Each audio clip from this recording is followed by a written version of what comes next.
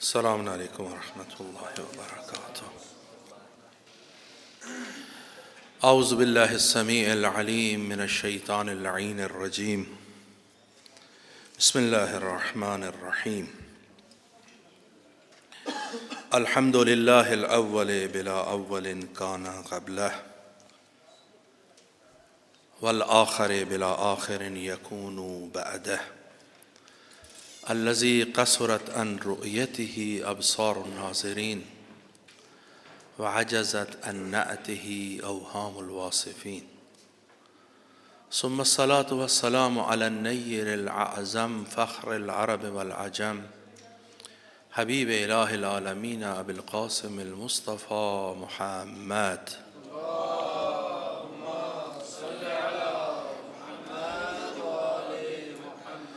وعلى آله الطيبين الطاهرين المعصومين الهداة المهديين، اللهم كن لوليك الحجة ابن الحسن صلواتك عليه وعلى آبائه في هذه الساعة وفي كل الساعة وليا وحافظا وقائدا وناصرا ودليلا وعينا حتى تسكنه أرضك طوعا وتمتعه فيها طويلا برحمتک یا ارحم الراحمین۔ صلوات پڑھے بر محمد و آل محمد۔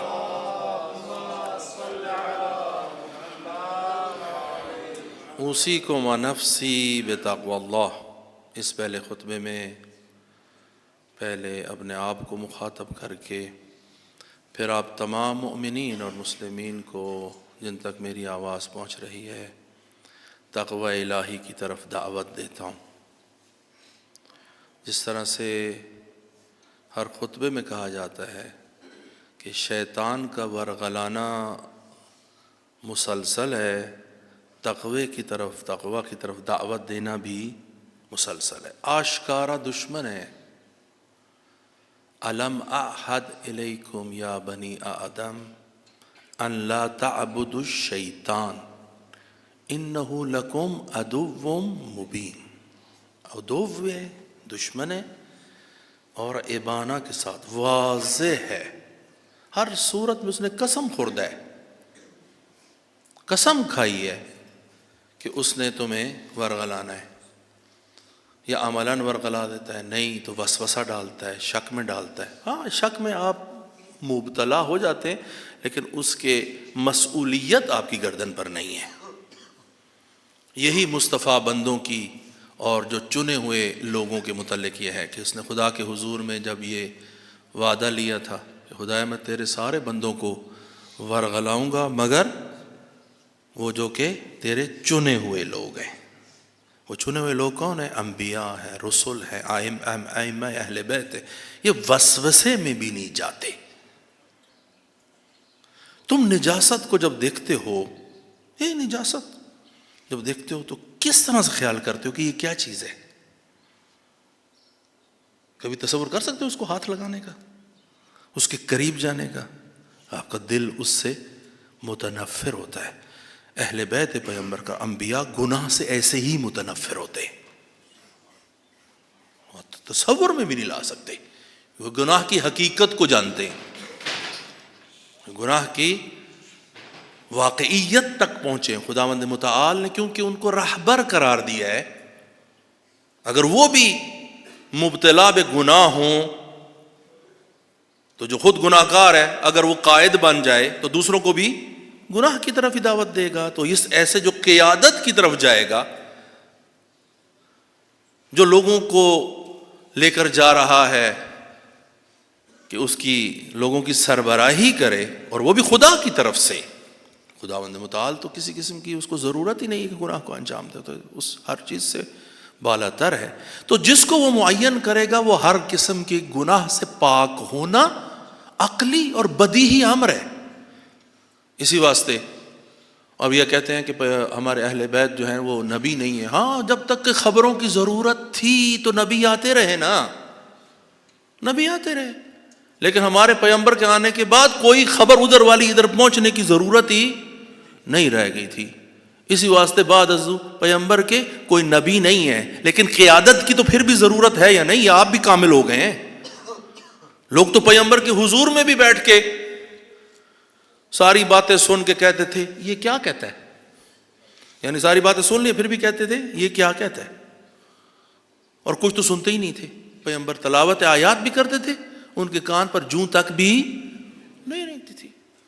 تو قیادت تو پیغمبر کے دو کام تھے، آیات کی تلاوت کرتا تھا، تزکیہ بھی کرتا تھا. وہ جو آیات آنی سی، وہ جو خبریں ادھر سے آنی تھی ادھر خبر ہی نہیں رہ گئی، ساری بتا دی گئی اس پیغمبر خاتم کے ذریعے سے. یہ بڑا مقام بلند ہے. یہ بعثت کوئی کم چیز نہیں ہے. بعثت کے متعلق قرآن میں 4 جگہوں پر، قرآن کوئی تکرار کی کتاب نہیں ہے کہ ایک بات کو بار بار، جو ایک چیز کو بار بار تکرار کرتا ہے کہ وہ فصیح و بلیغ ہوتا ہے کیا؟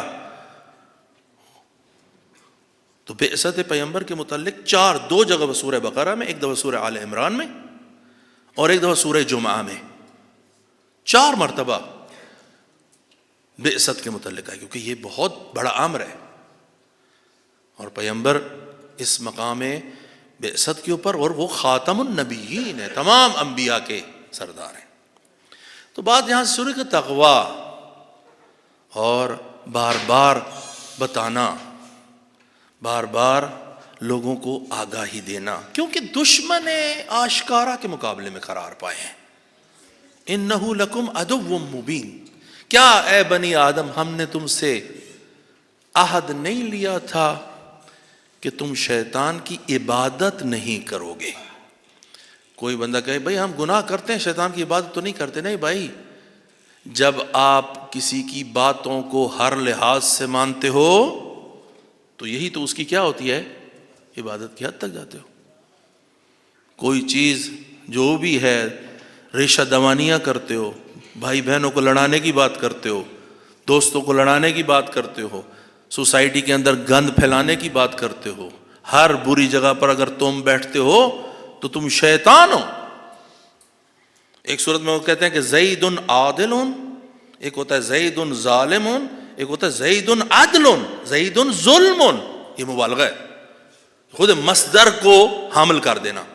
ایک صورت میں فاعل کو کرنا، فاعل کے اندر 2 چیزیں ہیں، مصدر بھی ہے اور ذات بھی ہے. درست ہے، زید عادل، یہ زید عدالت کرنے والا ہے.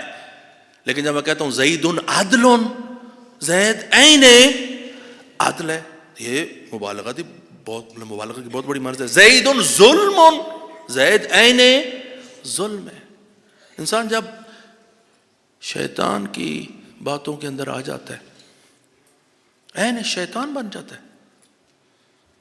اس واسطے ان الشیاطین یوحون الی اولیائہم، ان کے دوست ہوتے ہیں، اور ان کے دوست شیطان کے کس میں سے ہیں؟ جنوں میں سے بھی ہیں اور انسوں میں سے، انس میں سے بھی ہیں. شیطان کے دوست اجنہ میں سے بھی ہیں اور شیطان کے دوست انسانوں سے بھی ہیں. وہ بالکل عین ہی جس طرح ایک آدمی دیندار متدین ہو کے اللہ کی باتوں پر عمل کرتا ہے، وہ ایسے ہی شیطان کی باتوں پر عمل کرنے کے لیے تیار ہوتے ہیں.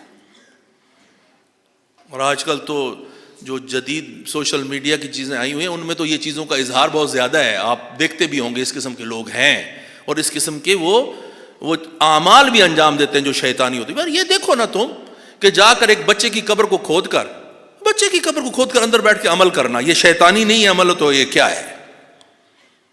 تاکہ اس کے ذریعے سے چند ایک شیاطین کو کنٹرول میں لائے اور اس کے ذریعے سے لوگوں کے درمیان اپنی پیری مریدی کو شروع کر دے. یہ شیطانی عمل ہے. اور اس قسم کے عمل پہلے بھی ہوتے تھے، اب بھی ہوتے ہیں، تاکہ ان کے ذریعے سے اپنے معاملات حل کیے جائیں. یہ رستہ یہ شیطان وسوسہ کرتا ہے. شیطان آپ کے من یعش عن ذکر الرحمن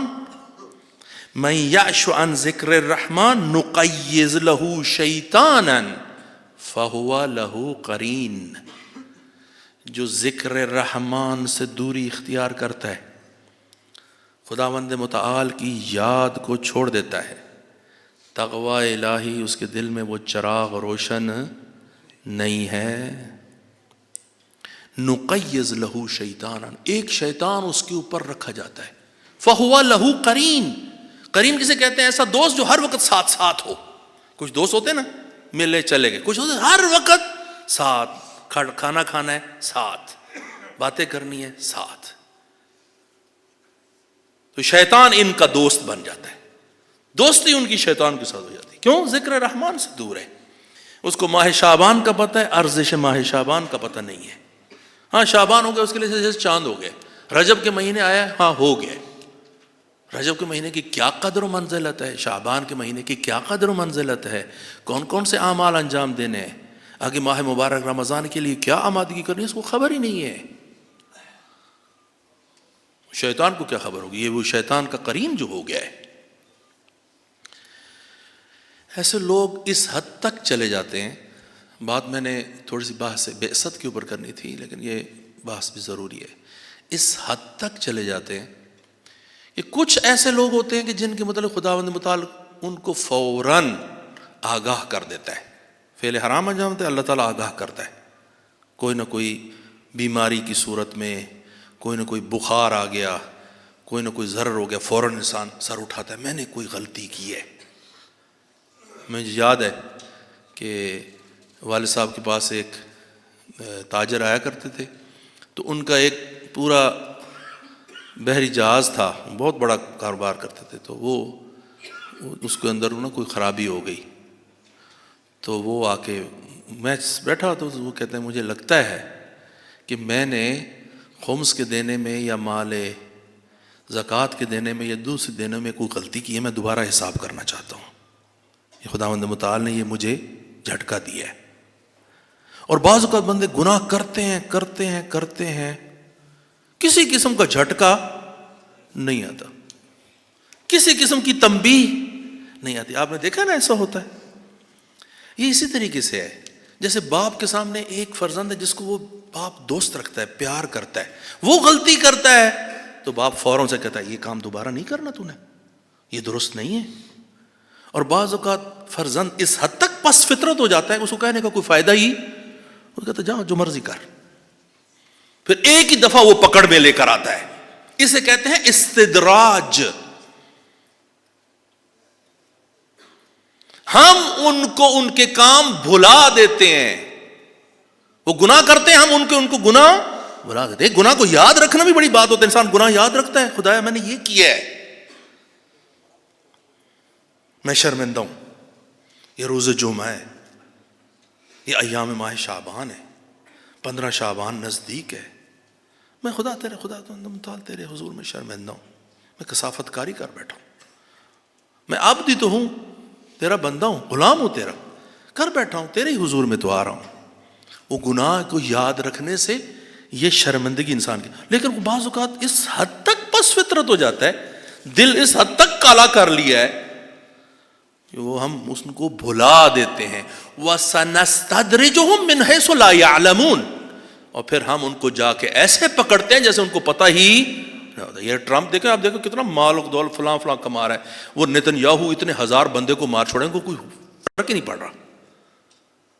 یہ حالت استدراج میں ہے. یہ ضروری نہیں ہے کہ وہ ہوں, مسلمانوں میں بھی ایسے ہو سکتے ہیں.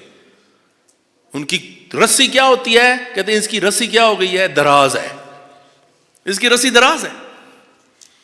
اسی فرزند کثافت کار کی طرح باپ کے سامنے اس کو کوئی حیا نہیں, کوئی شرم نہیں ہے. اس کو اللہ کے سامنے کوئی شرم نہیں ہے. راحتی کے ساتھ فعل حرام انجام دیتا ہے. اس کو پتہ بھی ہے عالم محضر خدا میں ہے, پورا عالم, سارا کا سارا عالم اس کا بنانے والا وہ, یہ اس کے محضر میں ہے. آپ ہر وقت کبھی بھی اکیلے ہوتے ہی نہیں ہو,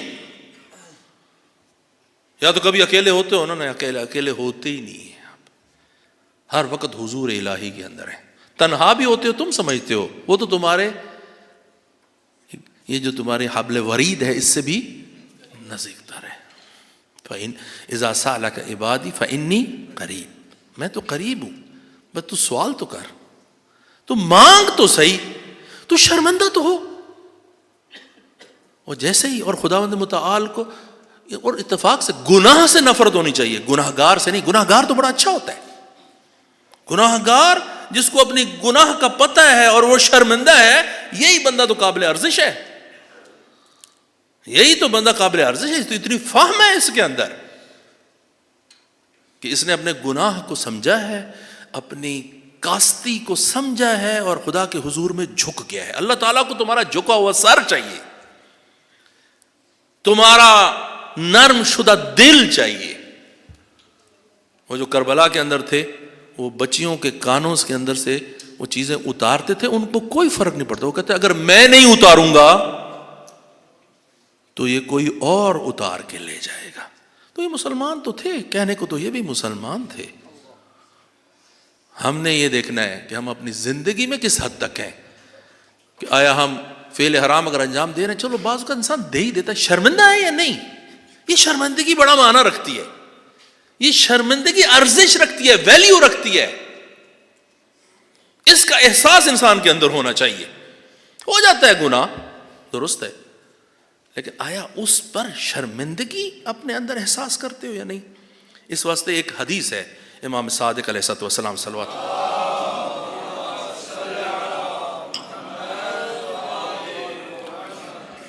ایک آتا ہے راوی امام کے سامنے وہ کہتا ہے کہ میں نے خداوند متعال سے مال مانگا، خدا نے مجھے دے دیا۔ میں نے اس سے اچھا گھر مانگا، اللہ تعالیٰ نے دے دیا۔ میں نے اس سے اولاد مانگی، خدا نے مجھے بیٹے عنایت کر دیے۔ کہیں میں حالت استدراج میں تو نہیں ہوں؟ جو مانگتا ہوں وہ دیے جاتا ہے، جو مانگتا ہوں وہ دیے جا رہا ہے، کہ حالت استدراج میری کہیں رسی استدراج یعنی کہیں میری رسی دراز تو نہیں ہو گئی؟ امام کا جواب ہے، اور یہ ہمارے لیے ایک سبق ہے، کیا؟ اما مع شکر فلا، اگر تو اس کی دی ہوئی نعمتوں کا شکر ادا کر رہا ہے اور ان کا احساس کر رہا ہے اور خدا کے حضور جھک رہا ہے اور خدا سے تشکر کر رہا ہے، خدایا تیری مہربانی کہ تو نے مجھے یہ عنایت کیا ہے، خدایا یہ جو سفرہ تمہیں عنایت کیا، یہ مجھے کھانا عنایت کیا ہے، اتنی عزت سے مجھے ملا، تیرا شکر ہے۔ یہ جو تم نے گھر عنایت کی، اس سے میری عزت بچی ہوئی ہے، یہ تو نے مجھے اولاد عنایت کی ہے، اس سے میری وراثت آگے کو بڑھے گی، خدایا تیرا شکر ہے، ہم تیرے بندے ہیں۔ یہ اما مع شکر فلا، اگر آپ شکر ادا کر رہے ہو اللہ، یعنی ہر جگہ ایک آپ نے فلٹر لگانا ہے اپنی آنکھ کے آگے، کیونکہ بندہ جو ہو گیا، عابد جو ہو یار تم تو عبودیت میں جو آ گئے ہو، آزاد تو ہو نہیں، تم نے آزادی کے ساتھ عبودیت کو اختیار کیا ہے۔ آزاد تھے، تم نے خود کہا کہ ہم کیا ہیں؟ اللہ کے بندے ہیں، تبھی تو ہے نا لا الہ الا اللہ۔ تو نے آزادی کے ساتھ یہ عبودیت کو اختیار کیا، یہ فلٹر خود لگایا ہے، پھر اس فلٹر کے لگانے میں جھوٹ کیوں بولتے ہو؟ واقعی طور پر اپنے تمام امورات زندگی میں اس فلٹر کو اپنے سامنے رکھو۔ کسی کے ساتھ معاملہ کرتے ہو، کسی کے کام کو انجام دیتے ہو، کوئی بھی معاملہ پیش آتا ہے، اپنے آپ کو عبد الہ شمار کرو۔ اولاد کے ساتھ معاملہ پیش آتا ہے، تمہارے اندر ایک آواز ہے، ما کان ربک مہلک القری حتی یبعث فی امہا رسولا یتلو علیہم آیاتنا۔ ہم نے کسی بھی قریے کو ہلاک نہیں کیا مگر جب تک ان تک پیغام رسان پہنچ نہیں گیا جو ہماری آیات کی تلاوت کرتا تھا۔ وَمَا كَانَ مُهْلِكَ الْقُرَىٰ إِلَّا وَأَهْلُهَا الظَّالِمُونَ، ہم نے کسی قریے کو ہلاک نہیں کیا مگر یہ کہ اس قریے کے لوگ ظالم تھے، ظلم کرنے والے تھے، تب ہلاکت ان تک آئی۔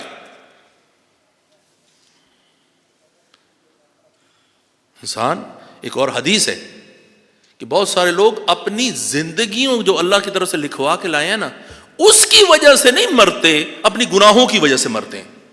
اور بعض لوگوں کی زندگی اتنی اس وجہ سے دراز نہیں ہے کہ جو اللہ کی طرف سے دراز ہو، بلکہ ان کے اچھے کاموں کی وجہ سے ان کی زندگی دراز ہو جاتی ہے۔ کیونکہ جب آپ صدقہ دیں گے، کسی کی مشکل کو حل کریں گے، اچھی گفتگو کریں گے، کوئی آپ کے سامنے کسی دوست کے متعلق بات کر رہا ہے، آپ جا کے او تمہارے متعلق یہ کہا ہے، وہ تو اور لڑائی ہو جائے گی۔ آپ اس کو جا کے کہو اس نے تمہارے متعلق تو بڑی اچھی باتیں کی ہیں، وہ تو تمہارا بڑا ذکر خیر کر رہا تھا، وہ تو تمہارے متعلق بڑی پیار کی باتیں کر رہا تھا، تو یہ جملہ باعث بنے گا اس کا دل اس دوسرے کے ساتھ جڑ جائے. نہیں ہے کہ جو بات سنی اٹھا کے جا کے دوسرے کہہ دیا اور فساد کا باعث بن گئے. فاسد سے افسد کا باعث آپ بن جائیں. خوب. الم احد الیکم یا بنی آدم ان لا تعبدوا الشیطان انہ لکم عدو مبین. ایک صلوات پڑھے بر محمد و آل محمد.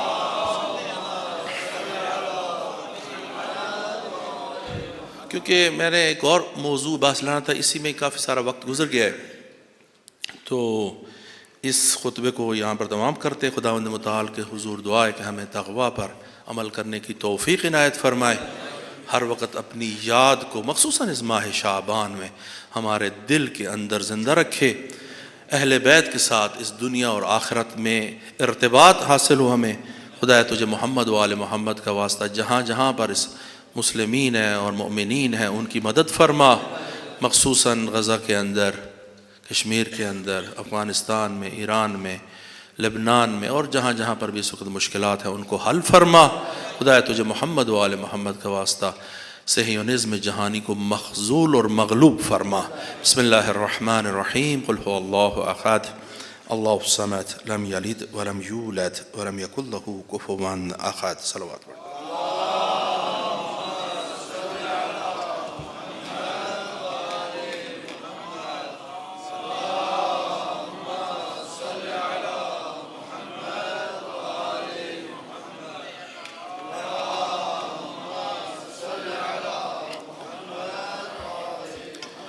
اعوذ باللہ السمیع العلیم من الشیطان اللعین الرجیم. بسم اللہ الرحمن الرحیم. الحمد للہ رب العالمین والصلاة والسلام علی محمد وآلہ الطیبین الطاہرین المعصومین. اللہم صل وسلم علی سیدنا و نبینا و حبیب قلوبنا و طبیب نفوسنا افضل الاولین و اشرف الآخرین العبد المؤید الرسول المسدد المصطفى الامجد ابو القاسم المصطفى محمد.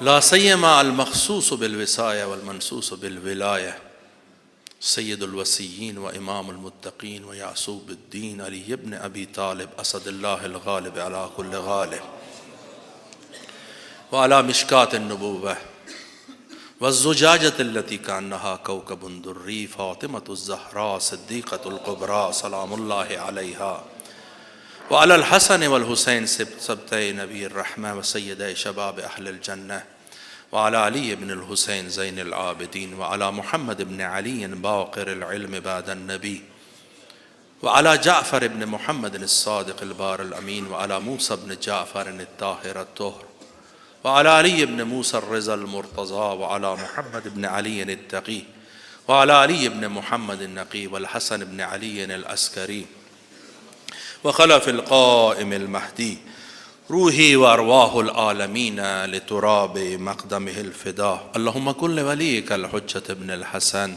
صلواتك عليه وعلى آبائه في هذه الساعة وفي كل الساعة وليا وحافظا وقائدا وناصرا ودليلا وعينا حتى تسكنه أرزك توأا وتمتعه فيها طويلا برحمتك يا أرحم الراحمين. صلوات پڑھے بر محمد و آل محمد.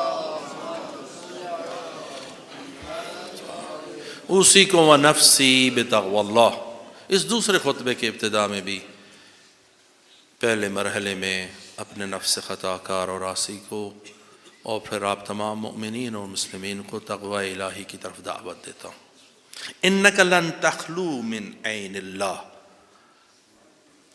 عین الہی، چشم الہی، دید الہی، دید بصیرت الہی آپ کے اعمال کو خلوت اور جلوت میں دیکھ رہی ہے ہر لحاظ سے. فإنک لن تخلو من عین اللہ. اے عبد الہ تو عین الہی سے کسی وقت بھی خالی نہیں ہے، یعنی ہر وقت دید میں ہے، رصد میں ہے. دید الہی تجھے دیکھ رہی ہے، تمہاری چھوٹی سے چھوٹی حرکت اور بڑی سے بڑی حرکت تحریر ہو رہی ہے. تمہارے یہ جو اوقات ہیں بہترین اوقات ہیں جس کے اندر تم ہو. چاہو تو اعلی علیین کی طرف سفر کرو، تو چاہو تو اسفل سافلین کی طرف سفر کرو، یہ تمہارا اختیار ہے۔ یہ تم نے اپنے امتحان کے صفحے کے اوپر لکھنا کیا ہے، کل خداوند متعال کو تم الزام نہیں دے سکتے۔ رسولوں نے آ کر پیغام پہنچا دیا، پہنچانے والوں نے بات آپ تک پہنچا دی ہے، اب تم خود تحریر کر رہے ہو، یہاں پر اجبار نہیں ہے، یہ کوئی اجبار مجبور نہیں ہے کہ آپ فعل حرام پر مجبور، کوئی اجبار نہیں ہے۔ انک لن تخلو من فانظر کیف تکون، اب تو نے دیکھنا ہے کیسے تو نے ہونا ہے، کیسے تو نے زندگی گزارنی ہے، کیسے چاہتے ہو تمہاری پرسیپشن ہو۔ انسان پرسیپشن اپنی خود بناتا ہے، اپنے آپ کو خود پیش کر رہا ہوتا ہے، اپنی لیگیسی خود کریٹ کرتا ہے، یہ آپ نے تم نے خود بنانا ہے۔ المؤمن یحتاج، ایک حدیث ہے، صلوات پڑھے بر محمد و آل محمد۔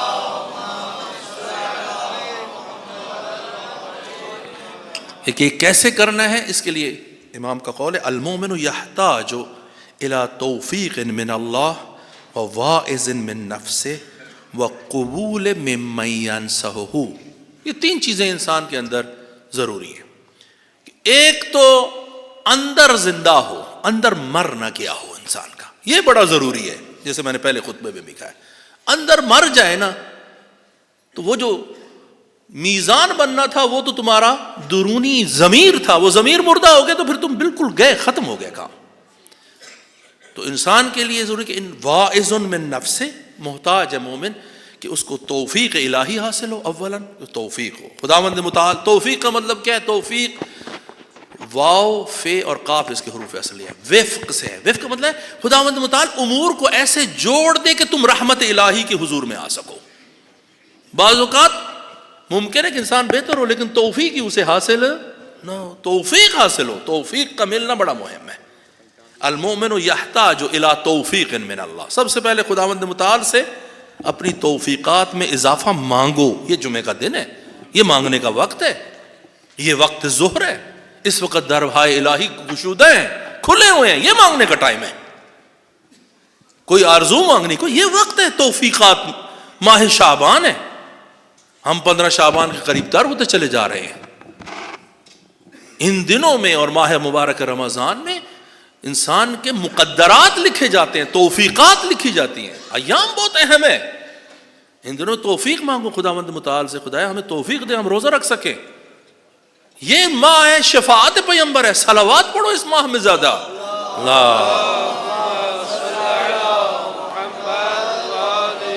روز جمعہ تو مخصوصاً روز ہے جس وقت صلوات پڑھنی چاہیے، اور ماہ شعبان میں تو ایک صلوات وارد ہوئی ہے کہ ہر نماز کے بعد وہ صلوات شعبانیہ پڑھی جائے۔ یہ توفیق حاصل ہوگی تو پڑھو گے نا بھائی، توفیق ہی نہیں ملے گی تو کدھر جاؤ گے؟ اللہ سے یہ توفیق مانگو کہ مجھے ہر وقت مصروف ہی نہ ہو رہا ہوں، ہاں جی مجھے نماز کے پڑھنے کا بھی ٹائم نہیں ہے، جی بعضوں کو تو بالکل ٹائم ہی نہیں ہے، نماز کا بھی ٹائم نہیں ہے۔ تو کہ بھائی پہلے نماز ہے، پہلے اللہ ہے، پہلے اس کو قرار دینا، باقی امور بعد میں انجام دینا، یہ تم نے خود کرنا ہے۔ تو المؤمن یحتاج الی توفیق من اللہ، اور دوسرا وواعظ من نفسہ، اندر کا واعظ ہو جو اس کو واعظ کرے، اس کو برے کام پر شرمندہ کرے، باہر سے نہیں اندر سے موجود ہو، واعظ من نفسہ، خود اس کے نفس کے اندر سے موجود ہو۔ اور پھر ہاں ایک باہر سے وقبول ممن ینصحہ، پھر ایک اپنا استاد بھی قرار دے، بے استادہ نہ ہو جائے۔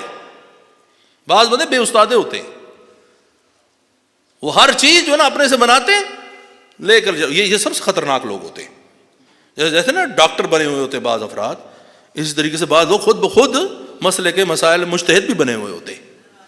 سب سے زیادہ یہ جو دیکھو ان کے پاس ہر پڑی موجود ہوتی ہے، ہر نسخہ ان کے پاس موجود ہوتا ہے۔ پوچھے جی فلاں مسئلہ ہو گیا ہے، فلاں مرض ہو گیا، ہاں جی آپ فلانی دوائی کھا لو، بھائی پتہ نہیں اس کے ساتھ وہ چیز، اس کا مزاج ہی اور ہو، وہ اس کے ساتھ لگتی نہ ہو۔ اس طریقے سے ایک واقعہ ہے، شیخ اعظم انصاری جو بزرگان میں سے ہیں جنہوں نے رسائل لکھی ہے، جنہوں نے مقاصد میں محرمہ لکھی ہے، معلوم ہے طلاب کو پتہ ہے کہ بہت بڑے مجتہد تھے۔ تو وہ ان کے پاس ایک شاگرد آتا تھا، تو وہ ان سے کہتا تھا مجھے نا خمس اور زکوٰۃ کا نا مجھے وہ اجازت مجھے دیں کہ یہ میں جاؤں اپنے علاقے میں تو خم سے زکوٰۃ اکٹھا کروں لے کر آؤں، تو مجھے اجازت دیں۔ آغا صاحب اس کو بار بار جو ہے نا وہ پیچھے ڈال دیتے تھے، وہ مانگنے آتا تھا کہ اجازت دیں، وہ اجازت دیتے نہیں تھے کہ دیکھوں کہ یہ بندہ کتنا حد تک تقویٰ رکھتا ہے، کس حد تک یہ اس کے اندر ہے۔ کہتے ہیں کہ متعدد مرتبہ آیا، شیخ انصاری نے اس کو اجازت نہ دیا، آخر میں ایک دو شیخ صاحب جو ہے نا وہ مریض حال ہو گئے، بہت زیادہ مریض، کہ جس مرض میں اس دنیا سے بھی چلے گئے۔ تو جب وہ مریض تھے تو آ کے فوراً کہتا ہے آقا صاحب آپ مریض ہیں، آپ وہ اس کو ان کے خادم کا اب تم فلاں چیز لاؤ ان کو کھلاؤ، فلاں چیز لے کر آؤ ان کو کھلاؤ۔ تو اس وقت شیخ کہتے ہیں میں اسی واسطے تجھے اجازت نہیں دیتا، تجھے کیسے پتا میرا مزاج فلاں والا ہے؟ تم خود سے مرضی سے جو مرضی دوائی تمہارے ذہن میں آتی ہے تم کہے جا رہے ہو، کہہ رہے ہو یہ بھی کہہ رہے ہو ساتھ اس کو کھلا بھی دو۔ تو یہ انسان کو دیکھنا چاہیے، اس قسم کے جو ڈاکٹر ہیں جو جن کو پتہ ہی کچھ نہیں ہوتا اگلے کو مصیبت کے اندر ڈال دیتے ہیں۔ اسی طریقے سے کچھ مجتہد بھی بنے ہوئے ہیں، مسئلے کو حل کرنا ہوتا ہے، مسئلہ شرعی کو صحیح طریقے سے حل کرنا ہوتا ہے، وہ خود سے مسئلہ بنا کے حل بھی بنا کے چلا رہے ہوتے ہیں۔ اس واسطے بے استادہ نہیں ہونے، وہ قبول ممن ینصحہ، جو اس کو نصیحت کرے مومن اس سے قبول کرے۔ تو تین چیزیں، توفیق الہی ہو، واعظ درونی ہو، اور پھر ایک ایسا استاد بھی ہو جس کی بات کو قبول کرے، عمل کرے۔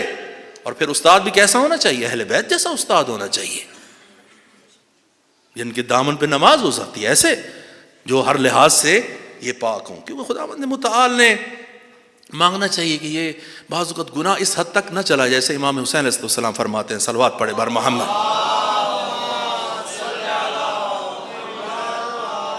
اللہم لا تستدرجنی بالاحسان ولا تؤدبنی بالبلاء۔ اس جملے کے اوپر غور کریں۔ استدراج میں نے پہلے کہا کہ کسی کی رسی چھوڑ دینا، تو وہ رسی چھوڑ دی تو ساری کی ساری نعمتیں لینا شروع کر دے گا نا۔ تو امام فرماتے ہیں اللہم لا تستدرجنی بالاحسان، احسان کی جو ہے نا جو رسی دراز کر کے نا خدایا مجھے آزمائش میں مت ڈال، کہ تو مجھے ایک کے بعد ایک رزق دینا شروع کر دے اور میں تیری طرف متوجہ ہی نہ ہوں، رسی دراز ہو جیسے ٹرمپ کی دراز ہے۔ ٹرمپ کے پاس کتنی بڑی بڑی عمارتیں ہیں، تو کیا آپ کہہ سکتے ہیں اس کا مطلب کہ اللہ نے اس کے اوپر احسان کیا ہوا ہے؟ اللہ تعالیٰ نے اس کی رسی دراز کی ہوئی ہے، آگے اس کے لیے کچھ نہیں ہے۔ یہ نتنیاہو 70,000 بچوں کو مار چکا ہے، 70,000 ہوئے، اب پہلے تو مانتے ہی نہیں تھے آئی ڈی ایف والے کہ جی 70,000 کی تعداد یہ غزہ کی ہیلتھ منسٹری کی طرف سے ہے، ہم نہیں مانتے، اب مان لیا ہے اخیراً کہ ہاں جی 70، کیونکہ جو واقعاً مارے گئے ہیں نا وہ اس سے کہیں زیادہ ہے، اس سے کہیں زیادہ ہے۔ میں پہلے بھی نماز جمعہ میں کہہ چکا ہوں، یہ جو کیٹسٹرافی ہوئی ہے، یہ جو غزہ کے اندر معاملہ ہوا ہے، یہ تعسف انسانیت ہے، یہ بہت بڑا واقعہ ہوا ہے۔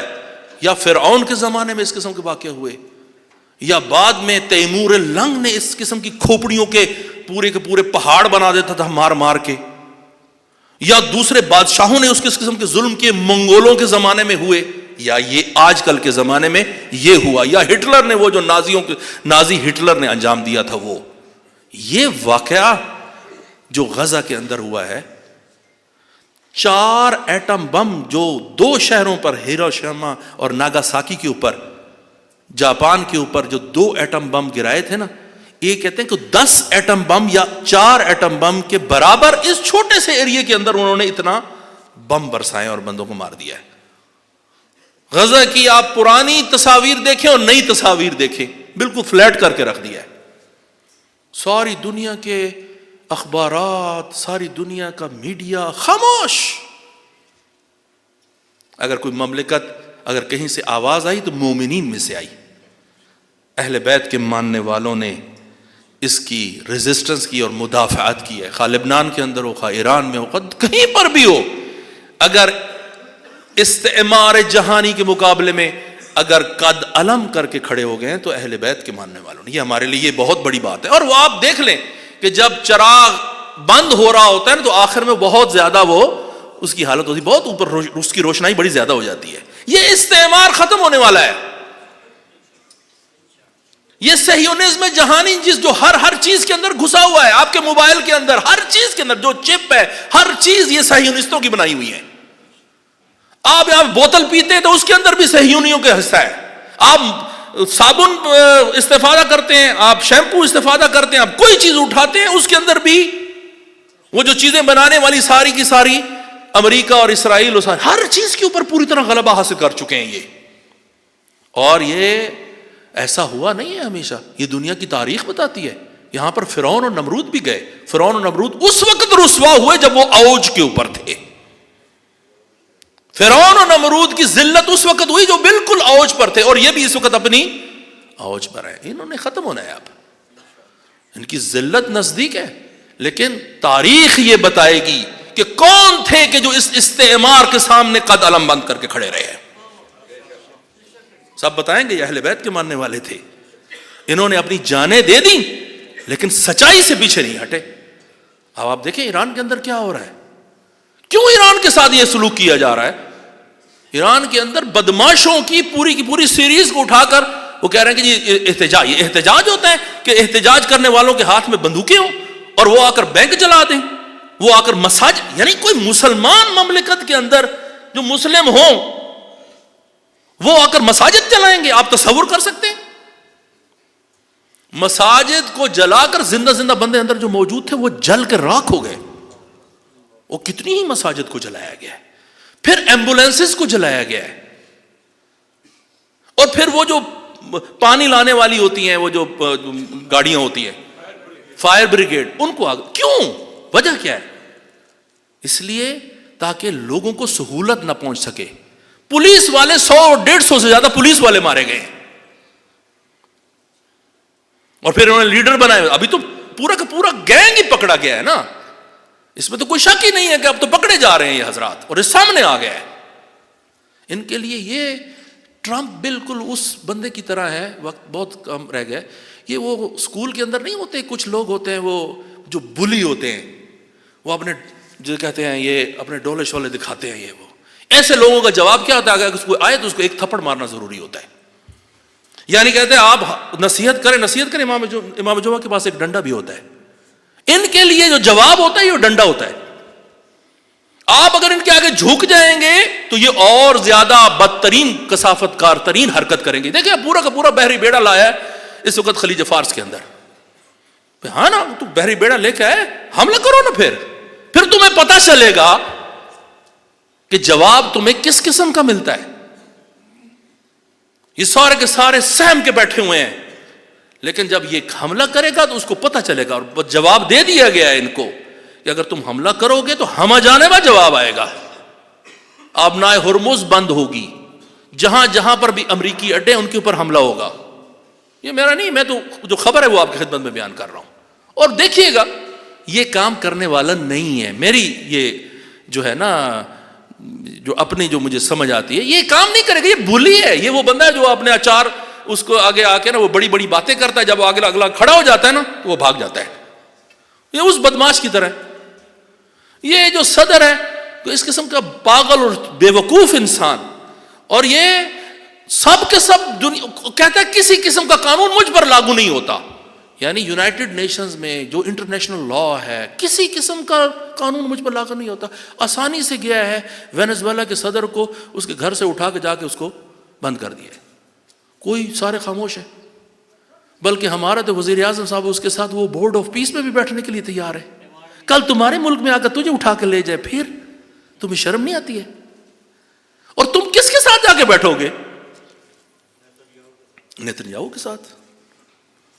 70,000 افراد کا قاتل، وہ بھی جو آفیشلی 70,000 جو مان رہے ہیں، اور جو واقعاً جو سٹڈیز ہو رہی ہیں لوگوں کے آنے جانے کے ذریعے سے نا، لوگوں کی تعداد نکالتے ہیں کہ کتنی اب آنا جانا چلا ہوا ہے. تقریباً 5 لاکھ یا اس سے زیادہ افراد مارے گئے ہیں غزہ کے اندر. 5 لاکھ یا اس سے زیادہ افراد. آہستہ آہستہ باہر آئے گا. ہمیں تو کچھ پتہ ہی نہیں ہے. ہمیں تو کچھ پتہ ہی نہیں ہے. یہ انسانی المیہ ہوا ہے، انسانی المیہ. آپ ان کی حالتوں کو دیکھیں. وہاں پر شدید سردی ہے، شدید ہوا وہاں پر چل رہی ہے، وہ خیموں کے اندر ہے، ہوا کی وجہ سے خیمے ان کے اڑ جاتے، کوئی کھانا نہیں اندر آنے دیتے، کوئی چیز نہیں اندر آنے دیتے۔ اب وہ جو بورڈ آف پیس بنایا ہے اس کے اندر ایک فلسطینی نہیں ہے، یہ ذلت ہے، ذلت کرنا چاہتے ہیں، ذلیل کرنا چاہتے ہیں۔ اور پھر اس بورڈ آف پیس کے اندر ہمارے وزیر اعظم صاحب، ہمارے ملک کے لوگ جا کر بیٹھیں گے ان کے ساتھ، قاتلوں کے ساتھ، ظالموں کے ساتھ، خونخواہوں کے ساتھ۔ ہماری مملکت کو جو بنایا گیا تھا وہ اس بنیاد پر بنایا گیا تھا کہ ایک مسلمانوں کے لیے ایک ٹکڑا چاہیے جس پر ہمیں حقوق چاہیے، اور ہم مسلمانوں کے حقوق کی حفاظت کریں گے، قرآن اور دین کے مطابق ہم نے زندگی گزارنی ہے۔ تمہاری جو وزارت خارجہ کی جو پالیسی ہے اس کے اندر اس قسم کی گنجائش ہی نہیں بنتی جو تم نے قبول کر کے آئے ہو، اور قوم معاف نہیں کرے گی ان افراد کو جنہوں نے یہ ذلت کو قبول کیا ہے۔ آخر میں چند ایک مطالب میں یہ بھی عرض کرنا ہے کہ الحمدللہ لاہور کی سطح میں جو حکومت کام کر رہی ہے، صفائی ستھرائی کے بڑے بہترین کام کر رہی ہے، ہسپتالوں کے اندر بھی نظم برقرار ہو رہا ہے، لیکن یہ صفائی ستھرائی کا کام اچھا ہے، دوسرے امورات اچھے انجام پا رہے ہیں، لیکن وہاں پر کچھ دو نمبریاں بھی شروع ہوئی ہیں۔ مثلا وزیر اعلیٰ نے یہ کہا ہے کہ جو ہسپتالوں کے اندر وہ چیز گئی ہوئی ہے کہ جو بھی دل کا مریض ہو تو اس کو فوراً اس کو سٹینٹ ڈال دیے جائیں، اور گورنمنٹ کے کارڈ کے اوپر جو ہے نا اس کا حساب کر دیا جاتا ہے، لیکن جس کو ضرورت بھی نہ ہو سٹینٹ ڈالنے کی اس کو بھی لٹا کے سٹینٹ ڈال دیتے ہیں اپنے پیسے پورے کرنے کے لیے۔ نہیں، یہ خود اس طریقے سے جان بوجھ کے کر رہے ہیں تاکہ اپنے پیسوں کو پورا کیا جائے۔ اور پھر ہسپتالوں کی صورتحال یہ ہے کہ وہاں پر جو بندہ جاتا ہے، جیسے جو بکرا نہیں ہاتھ میں آ جاتا ہے اس کو ذبح کرنا شروع کر دیتے ہیں، کوئی نظارت موجود نہیں ہے، نہ ریسٹورنٹس کے اوپر کوئی نظارت موجود ہے، نہ ہسپتالوں کے اوپر کوئی نظارت موجود ہے، بیچاری عوام جاتی۔ ہاں آپ وہاں پر، میں بھی ایک جگہ پہ گیا، واپسی مجھے فون آیا، ہاں جی آپ فلاں جگہ پر گئے تھے، کیسا تھا؟ صاف ستھرا تھا، ڈاکٹر نے اچھا کیا۔ وہ جی ڈاکٹر نے اچھا کیا، لیکن وہاں پر جو باقی عملہ ہے جو انسان کے ساتھ پیش آ رہا ہوتا ہے اس کو ٹھیک کرنا تو میرے ایک فون کے اوپر تو نہیں ٹھیک ہو جائے گا۔ وہ یہ کام ہے جو پنجاب حکومت کا کرنے والا ہے، یہ زبانی جمع خرچ کرنے سے مسئلے حل نہیں ہوں گے، یہ صرف فون کر کے آپ چار باتیں پوچھ لیں گے، ہاں صفائی اچھی ہو رہی ہے، لیکن وہ جو جگہ کھودی گئی ہے، یہ ہمارا یہ چندرائے کا جو رستہ ہے، یہ آپ دیکھیں کتنے عرصے سے یہ کھدا ہوا ہے، کتنے لوگ یہاں پر گر رہے ہیں۔ ٹھیک ہے کہ آپ نے وہاں پر وہ ڈالنے ہیں، وہ پائپ ڈال دیے تو اس کو بند بھی تو کر دیں۔ سارے کے سارے لوگ مصیبت کے اندر گرفتار ہیں، اذیت کے اندر ہیں، یہ رستہ خراب ہے، کوئی اس کو ٹھیک کرنے والا ہی نہیں ہے، اور میرے خیال سال تو ہو گیا ہے اللہ ظاہر یہ رستہ اس طریقے سے ہے۔ خداوند متعال کے حضور دعا ہے خداوند متعال ہمارے تمام صغیر اور کبیرہ گناہ معاف فرمائے، فرج امام زمان کو نزدیک فرمائے، صحیح و نظم جہانی کو مغلوب و مخذول فرمائے، ارواح مومنین ذوی الحقوق اور جتنے بھی ہیں ان کو مہمان انبیاء قرار دے۔ بسم اللہ الرحمن الرحیم، قل هو اللہ احد اللہ الصمد لم یلد ولم یولد ولم یکن له کفوا احد۔ صلوات بر محمد و آل محمد۔